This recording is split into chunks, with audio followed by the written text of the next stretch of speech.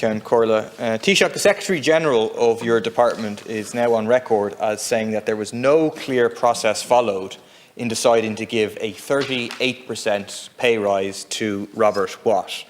To quote him, he said, "I would rather there was a much more scientific process for this, but there isn't." €81,000 extra, more than the vast majority of workers earn in a whole year as a regular wage, not a pay increase, with no scientific process for it. Now we hear that further pay increases of 10 to 15% for those earning over €150,000 a year are possibly coming in July, but may be postponed. Taoiseach, how can you justify such pay increases for highly paid officials while most ordinary workers are getting below inflation pay increases? Instead of pay rises for those at the very top, should we not have a maximum pay in the public sector and instead have above inflation pay rises for ordinary workers in both the private and public sector? And the most effective way to tackle high salaries is the income tax system, which is progressive in this country, which basically means that when you get to a certain level, nearly over 50% is taxed.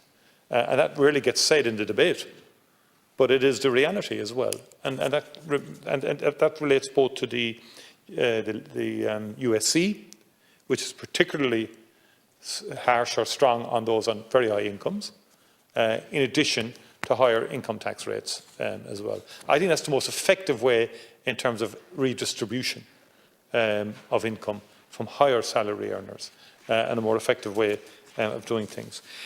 In respect of the civil service renewal, the Minister McGrath has indicated that he's going to undertake a comprehensive review of all of the issues in respect of civil service recruitment and pay, and he is proposing the establishment of an external review panel to make recommendations to strengthen the recruitment processes of senior public service posts and the process for determining the terms and conditions of employment.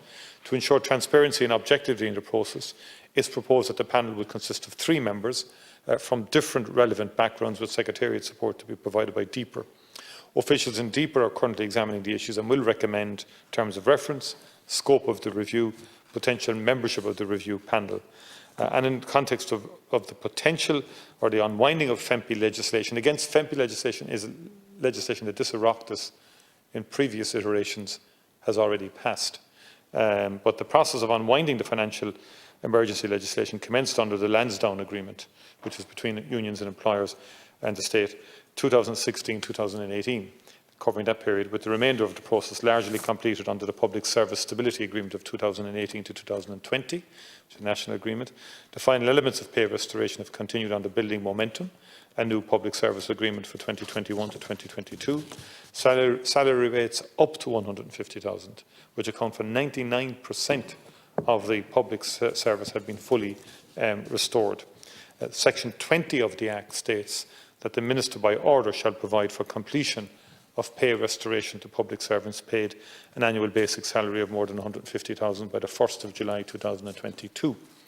In light of the consideration now being given to an external review to examine the processes and procedures around the recruitment of senior public servants, as well as the process for pay determination at senior levels, DEEPR is currently examining potential options around how and when this final element of restoration will be implemented.